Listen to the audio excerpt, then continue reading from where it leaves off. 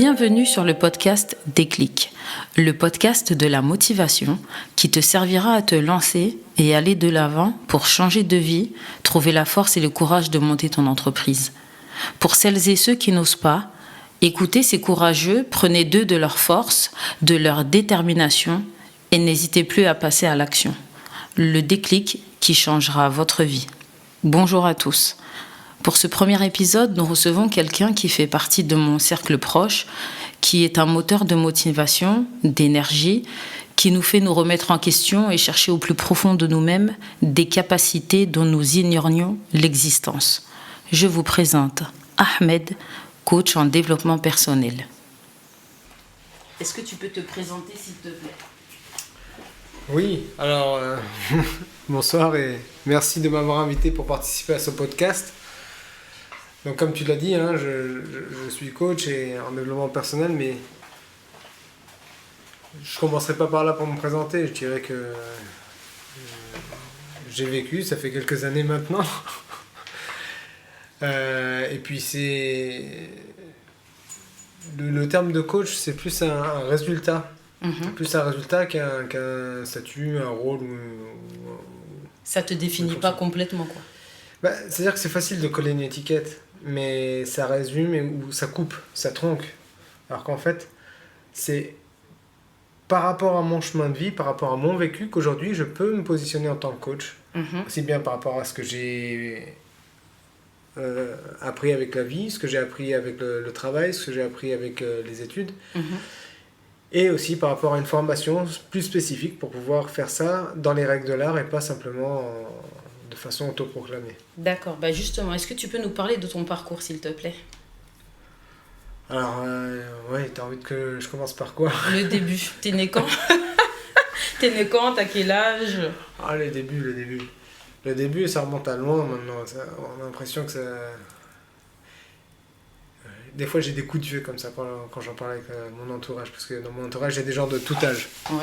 Sans dire forcément ton âge, t'es dans quelle tranche ? Grosso modo, maintenant, ça va faire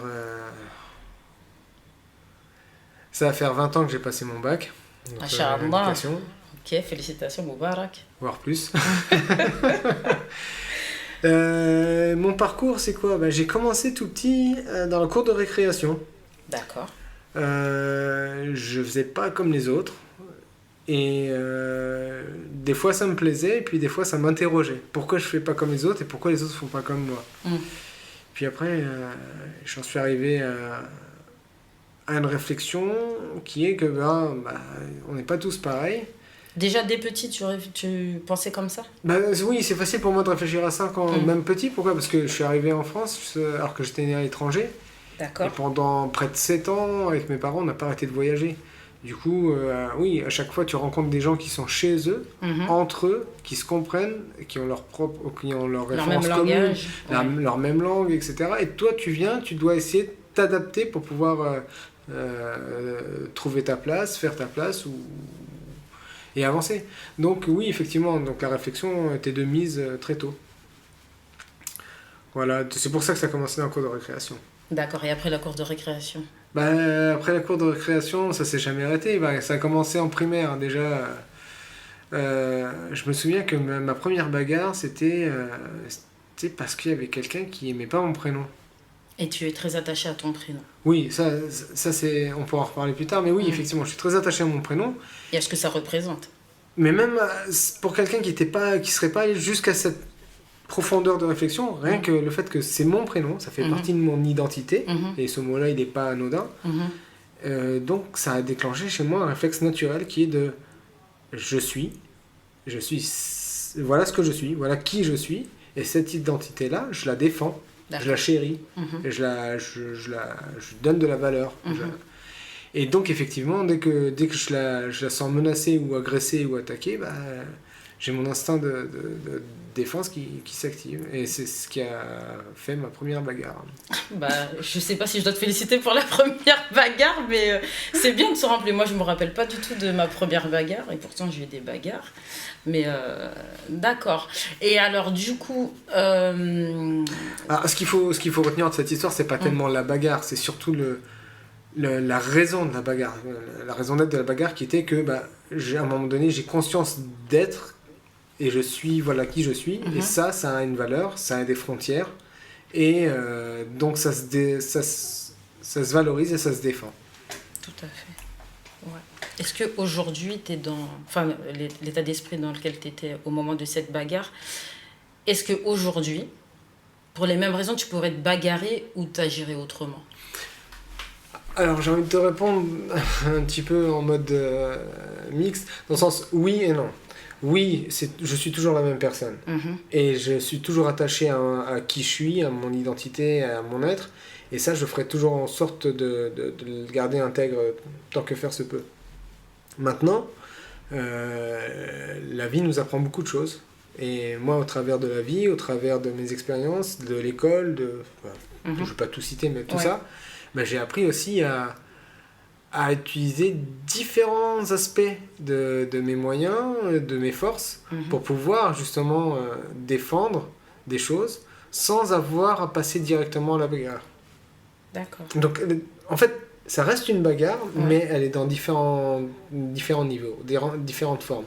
C'est-à-dire, avant que ce soit la bagarre avec les mains, il y a d'abord la bagarre mentale, après la bagarre mentale, la bagarre verbale, après la bagarre verbale, etc., etc. Et après, on arrive au physique bien longtemps plus tard. Si c'est nécessaire. Si c'est nécessaire, oui, tout à fait.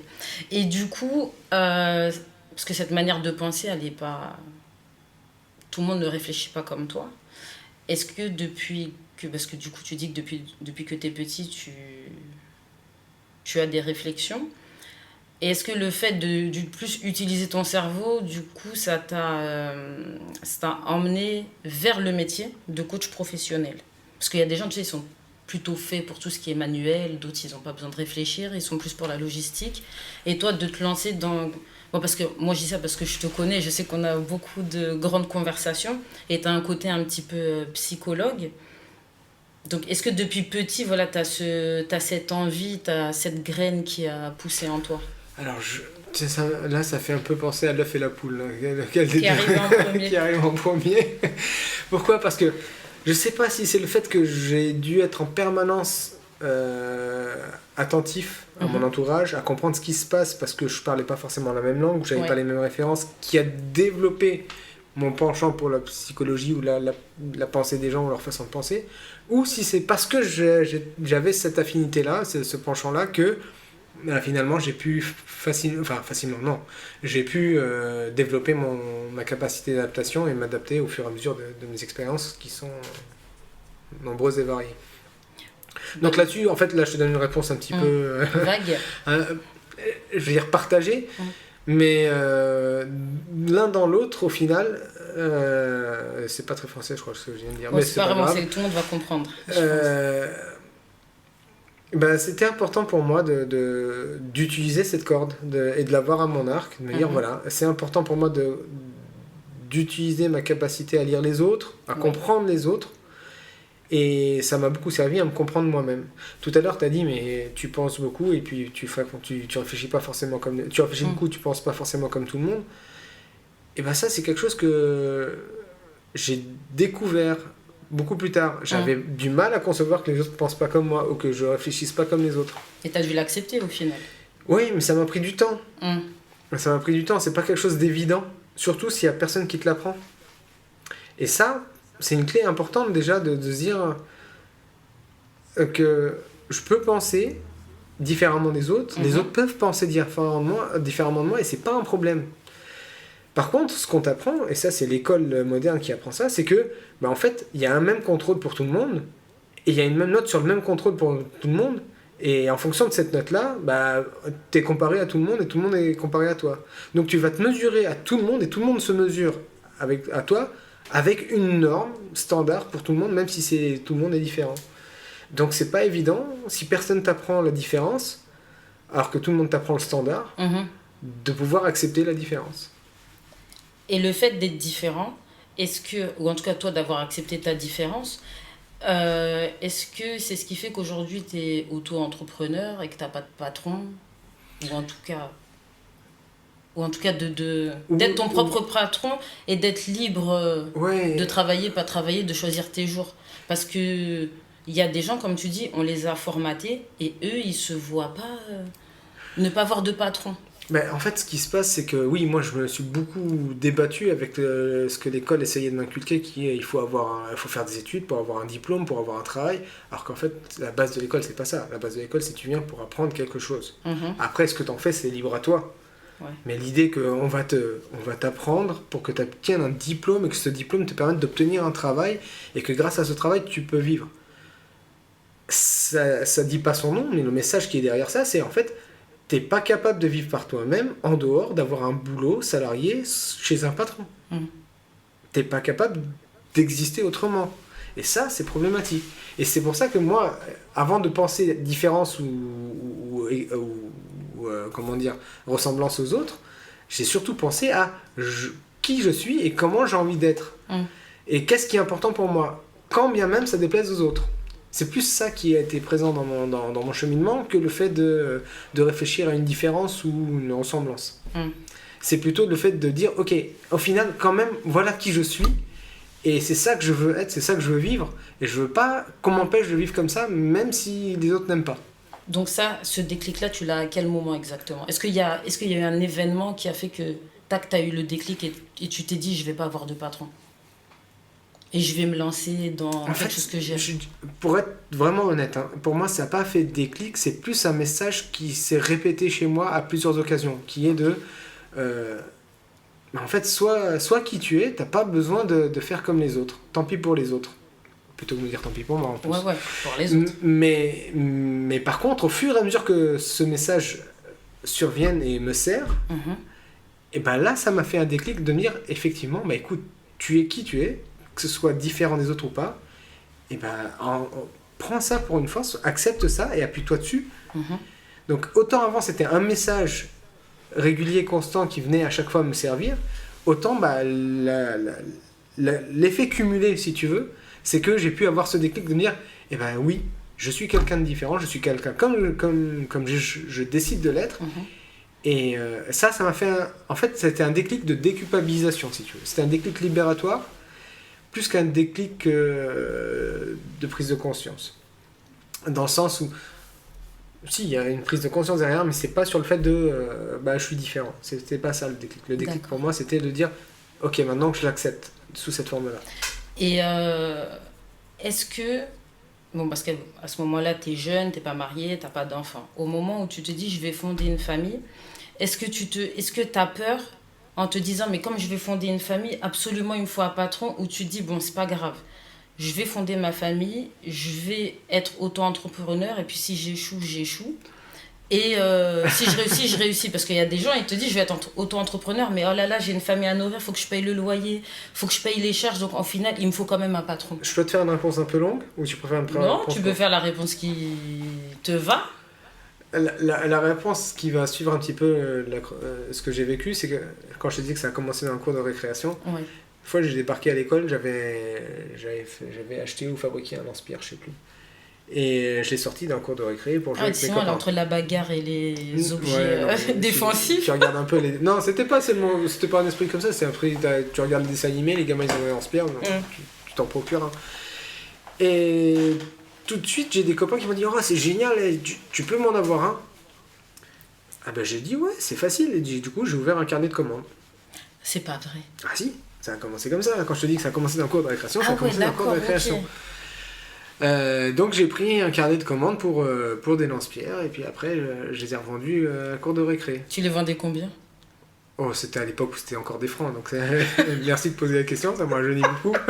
Comme ça, on voit à peu près ton âge, hein, c'est bon. Mais ouais, non, c'était quelque chose, genre je vais l'acheter pour 5 francs, je vais le revendre pour 7 à 10 francs en fonction de... Ah oui, du coup, tu avais déjà l'esprit de l'entrepreneuriat. Oui. Ah oui, tout de suite, d'accord. Après, ça a évolué avec d'autres objets, etc. D'accord. Mais donc, oui, ça a commencé comme ça. Et du coup...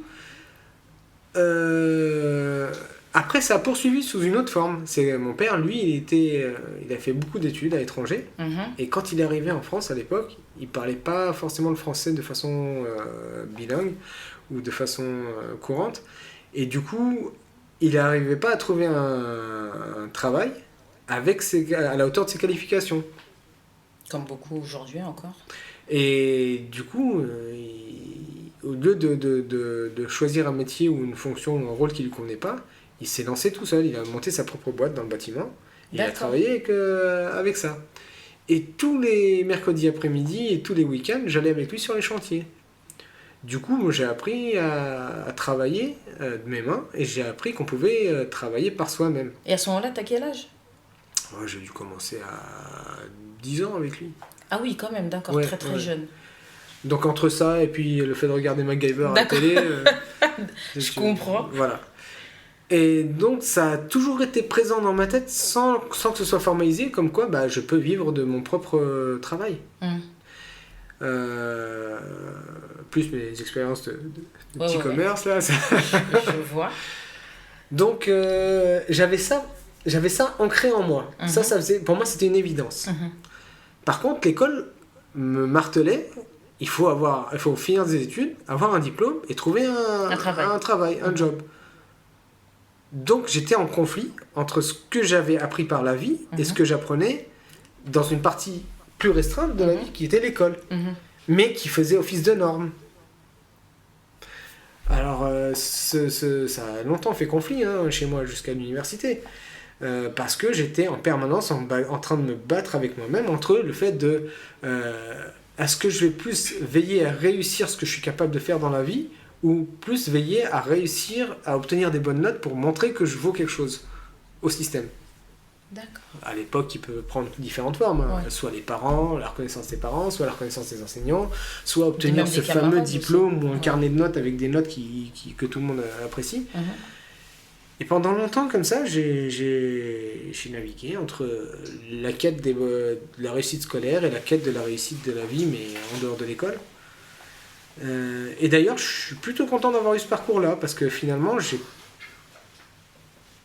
même si ça m'a tiraillé, même si ça m'a épuisé, parce que pendant longtemps, je naviguais. Un coup, j'allais à l'école pour essayer de réussir, puis quand l'école me fatiguait, je voulais chercher à réussir en dehors de l'école, puis quand j'étais fatigué en dehors de l'école, je retournais à l'école. Donc c'était tout le temps un petit peu comme ça. Et ben, jusqu'au moment où j'ai dit, mais stop, ça suffit.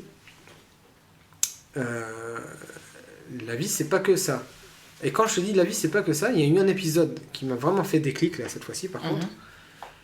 C'est que là où, alors que j'étais inscrit en fac de sciences, j'étudiais tout ce qui était sciences de la matière, l'équivalent des prépa PCSI, ou je sais plus comment ça s'appelle aujourd'hui.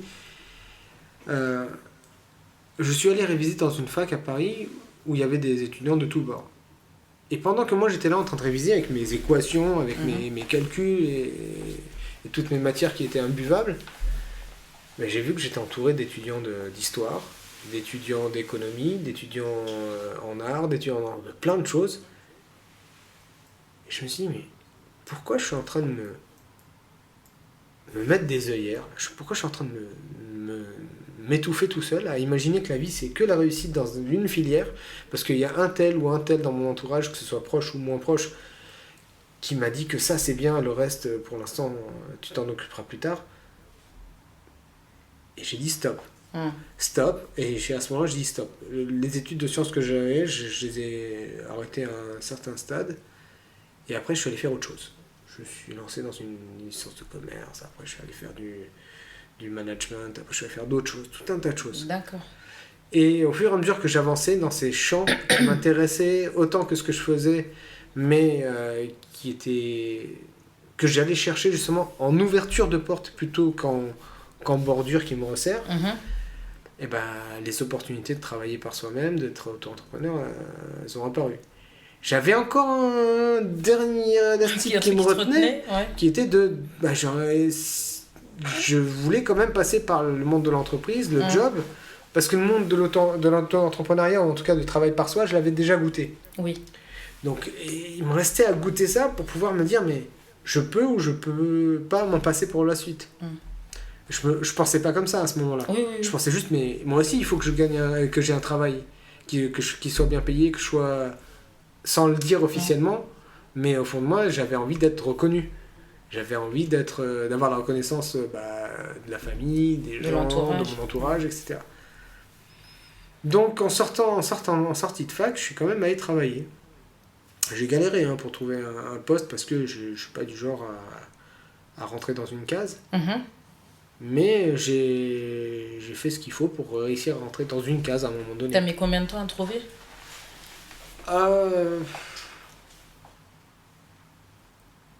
Je sais pas si ça va être parlant pour les autres parce que c'était mon expérience à moi.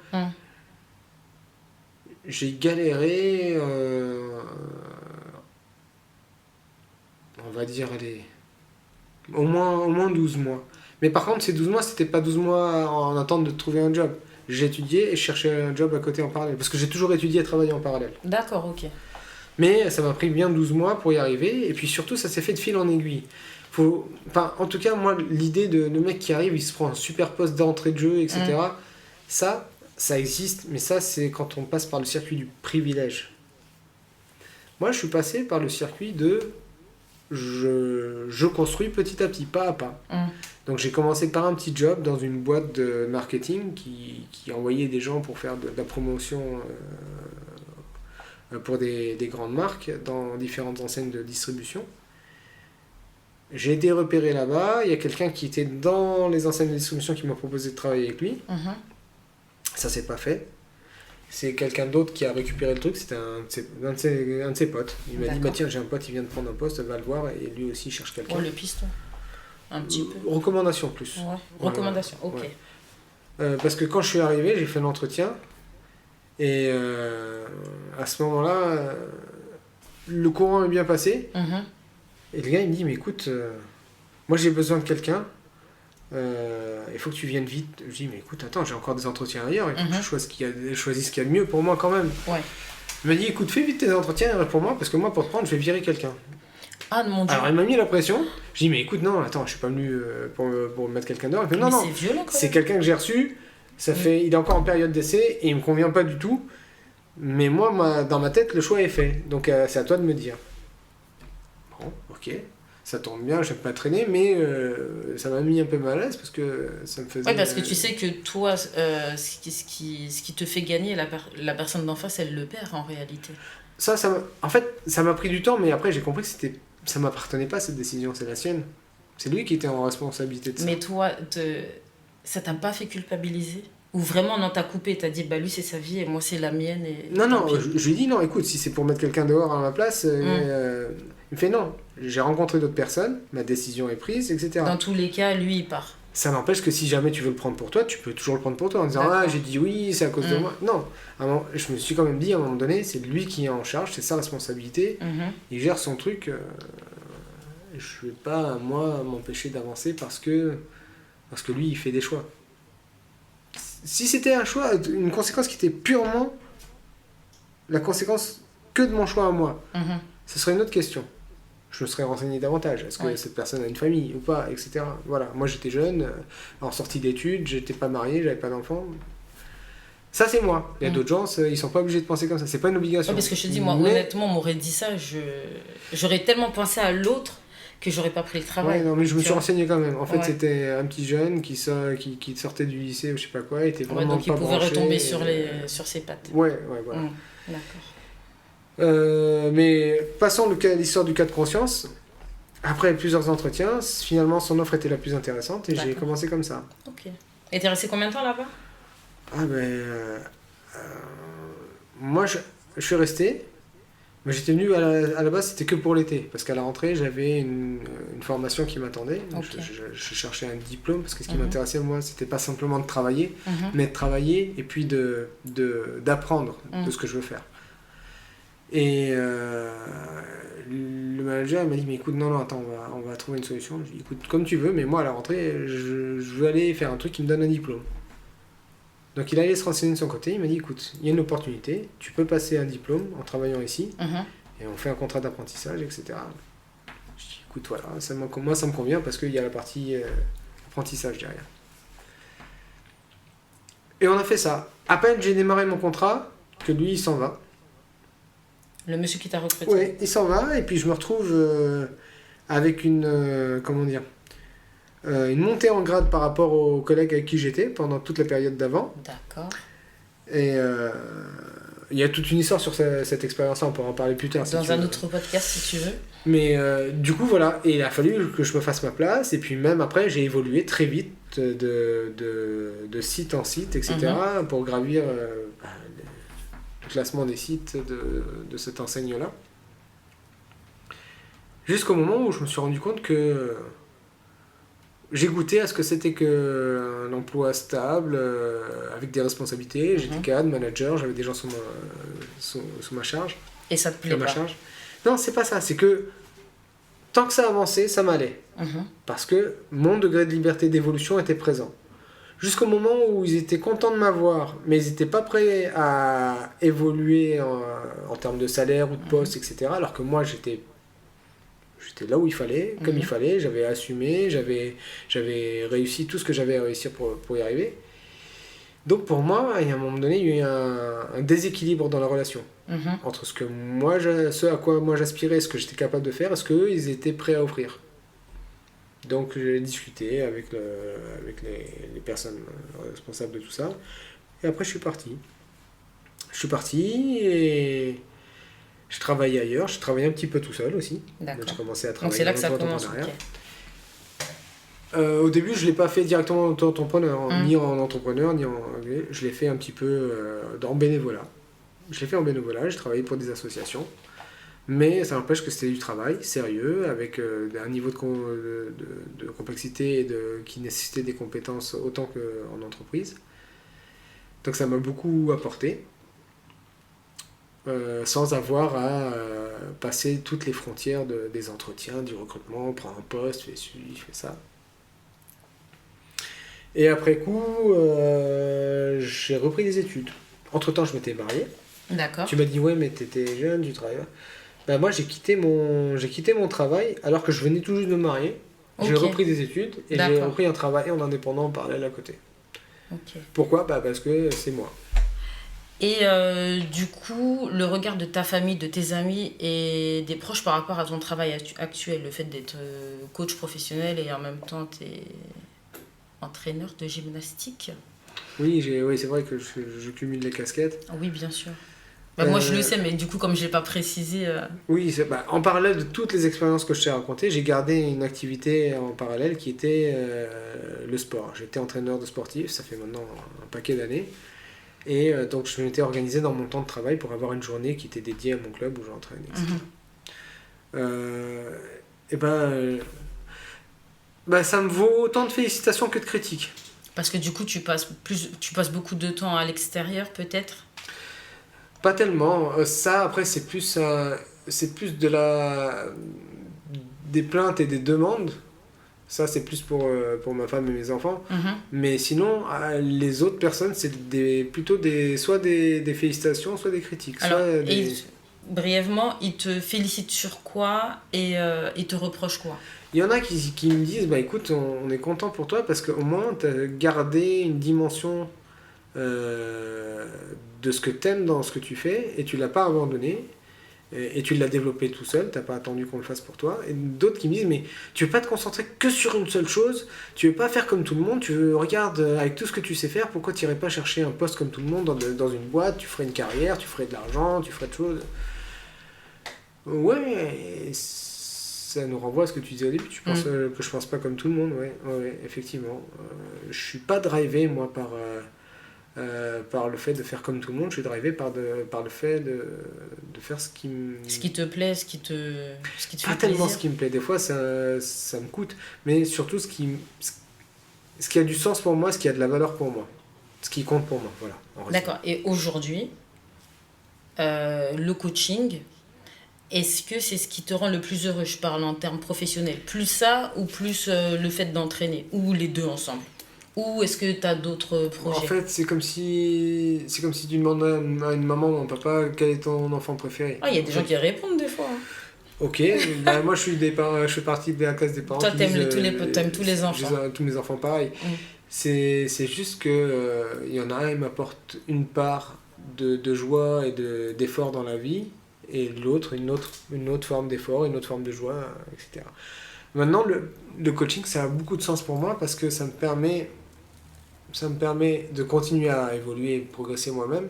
Parce qu'au fur et à mesure qu'on accompagne les gens, on les aide eux, on les accompagne eux, mais on apprend d'eux aussi.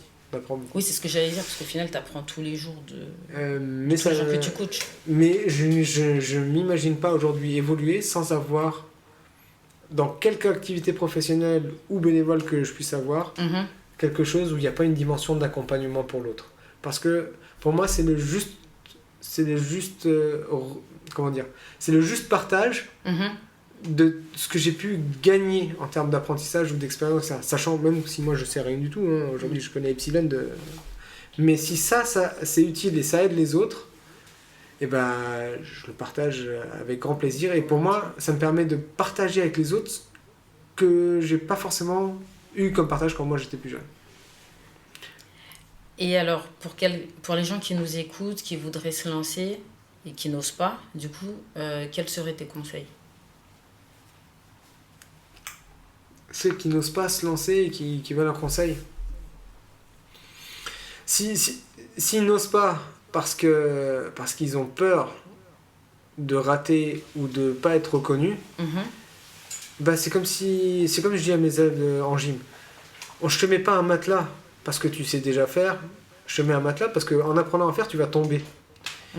Et tu as besoin de tomber pour apprendre, mais quitte à tomber, autant que ce soit de façon protégée. Alors je te mets le matériel qu'il faut pour pouvoir tomber de façon sécure. Et c'est pareil. Pour oser, il faut accepter de rater, mais de rater à moindre bruit, de border les éventuels coups qu'on peut avoir, ou pertes, ou casses qu'on peut avoir. Mais il faut se lancer. Ok. Et si tu avais la certitude d'être toujours vivant dans 10 ans, tu te vois où ? Je me vois où ? Alors, où dans l'espace, dans la géographie, je ne saurais pas te dire.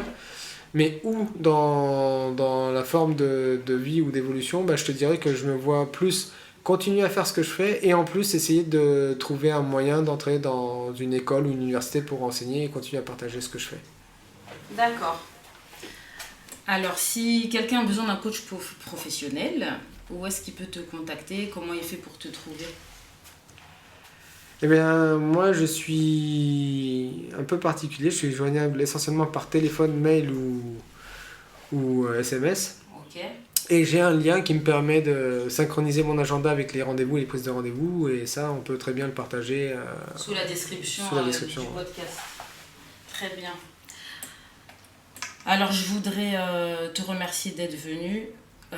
Merci d'être mon premier intervieweur. Non, pas intervieweur. Interviewé. Vraiment, je te remercie beaucoup. Je voudrais remercier aussi Salim pour son aide technique. Il est là-bas au loin. Et puis aussi pour sa patience. Merci beaucoup Salim. Salim qui sera interviewé dans quelques temps aussi, qui va participer au podcast Inch'Allah. Et une mention spéciale à Nisa de Ginusbar d'Apple au Carré Scénar. Merci à toi pour la gentillesse et les bons conseils. C'est moi qui te remercie d'avoir osé m'inviter parce que je ne suis pas forcément le meilleur à présenter, mais j'ai été le plus authentique possible et j'espère que ça servira. Moi, franchement, ça m'a fait beaucoup, beaucoup plaisir. Et de toute façon, on se reverra certainement pour un prochain épisode de podcast. Merci à toi, Ahmed. Merci beaucoup, Salim. Plein de bonnes choses et à très bientôt. Après avoir écouté cette discussion, sache que toi aussi tu es capable. Tu échoueras peut-être une fois, 2 fois, peut-être plus, mais ne baisse pas les bras, bats-toi et tu finiras par réussir. Inspire-toi de tous ces courageux qui se sont lancés et qui ont atteint leurs objectifs. Tu as tous les moyens nécessaires pour débloquer ta voie vers le succès. Si toi aussi tu veux venir nous raconter ton expérience, tes échecs, mais surtout tes réussites, envoie-nous un message sur Instagram ou à notre adresse mail disponible dans la description. Tu étais sur le podcast du déclic.